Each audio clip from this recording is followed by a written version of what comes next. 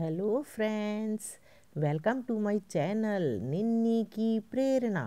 दोस्तों, आज हम पाप मोचनी एकादशी का व्रत, उसकी कथा, पूजा विधि और महत्व पर चर्चा करते हैं।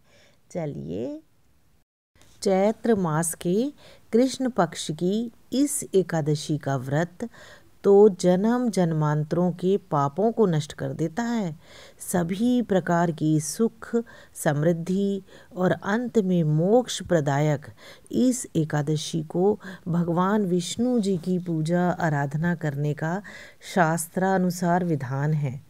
धर्मराज युधिष्ठिर जी ने अब तक सुनाई हुई सभी कथाओं, एकादशी की कथाओं के लिए भगवान श्री कृष्ण का भांति भांति से साधुवाद किया और साथ ही साथ धर्मराज युधिष्ठिर जी ने कहा कि हे माधव, चैत्र मास के कृष्ण पक्ष की एकादशी का नाम, विधि विधान और महत्व के बारे में भी बतलाइए।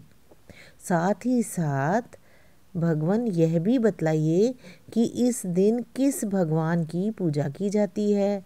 तब भगवान श्री कृष्ण ने कहा, हे राजन, सभी पापों को नष्ट करने वाली इस एकादशी का नाम पाप मोचनी एकादशी है।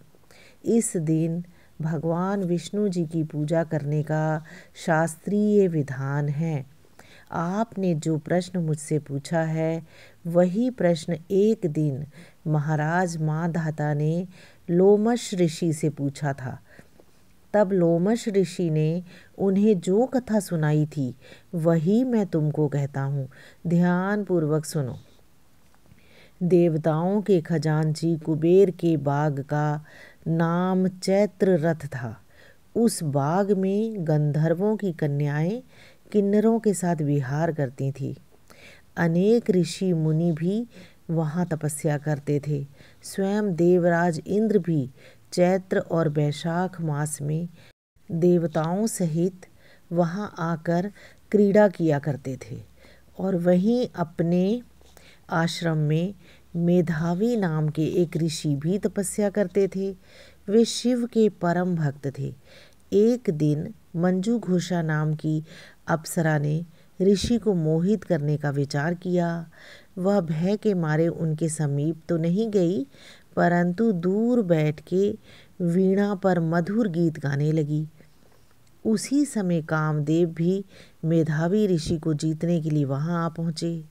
उन्होंने उस सुंदर अप्सरा की भौहों को धनुष, कटाक्ष की डोरी और नेत्रों को संकेत और कुचों को कुरी बनाकर मंजू घोषा को सेनापति बनाया।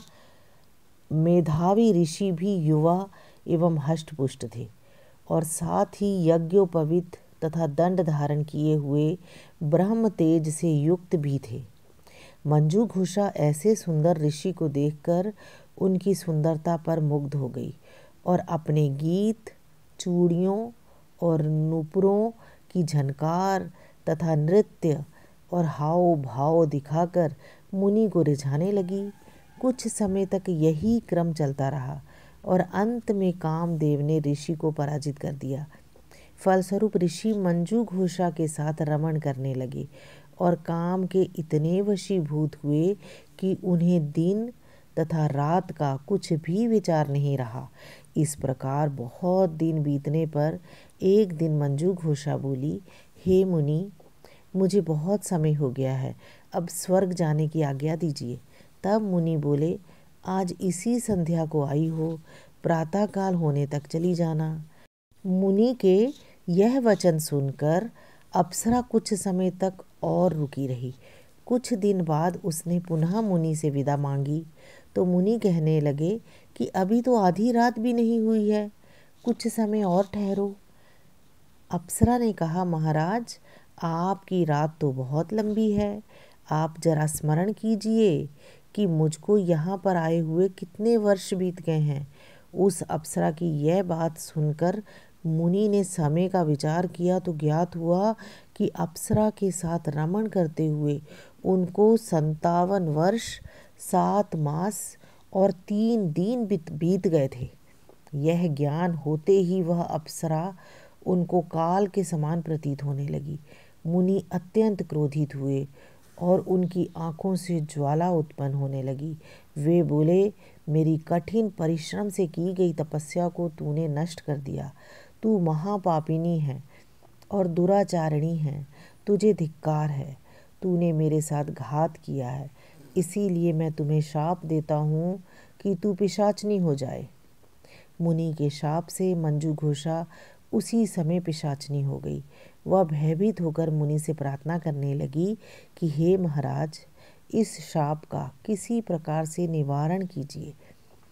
अप्सरा के दीन वचन सुनकर मुनि बोले, अरे दुष्ट, यद्यपि तूने मेरा बहुत अनिष्ट किया है, परंतु फिर भी मैं तुझे शाप से मुक्त होने का उपाय बतलाता हूँ। चैत्र मास के कृष्ण पक्ष की एकादशी का नाम पाप मोचनी है और वह सब प्रकार के पापों का नाश करने वाली है। उसका व्रत करने से पिशाच योनि से तेरी मुक्ति होगी। ऐसा कहकर मेधावी ऋषि अपने पिता च्यवन ऋषि के आश्रम को चल पड़े। मेधावी को देखकर च्यवन ऋषि कहने लगे, अरे पुत्र, तूने ऐसा क्या अनर्थ किया जिससे तेरा सारा पुण्य क्षीण हो गया। तब मेधावी ने कहा कि हे पिताजी, मैंने एक अप्सरा के साथ रमण करके घोर पाप किया है। अब आप इस पाप से छूटने का उपाय बतलाइए। तब च्यवन ऋषि बोले कि हे पुत्र, चैत्र मास के कृष्ण पक्ष की पाप मोचनी एकादशी का व्रत करने से सब पाप नष्ट हो जाते हैं, इसीलिए तुम उस व्रत को करो। पिता की आज्ञा पाकर मेधावी ऋषि ने विधि पूर्वक इस व्रत को किया, जिससे उनके सब पाप नष्ट हो गए। उधर मंजू घोषा भी व्रत के प्रभाव से पिशाच योनि से मुक्ति पाकर दिव्य रूप धारण करके स्वर्गलोक को चली गई। लोमश ऋषि बोले, हे राजन, पाप मोचनी एकादशी के व्रत को करने से सब पाप नष्ट हो जाते हैं। इस कथा को सुनने तथा पढ़ने से 1000 गौदान का फल मिलता है और इस व्रत को करने से ब्रह्म हत्या, गर्भपात, सुरापान, गुरु पत्नी से प्रसंग आदि जैसे पाप भी नष्ट हो जाते हैं और अंत में स्वर्ग की प्राप्ति होती है। जय श्री कृष्ण। हाँ दोस्तों, मेरी ये कथा आपको अच्छी लगी तो इसे लाइक करें और अपने दोस्तों में भी शेयर करें। और अगर मेरा चैनल पहली बार देख रहे हैं तो इसे सब्सक्राइब करना ना भूलिएगा। Thank you.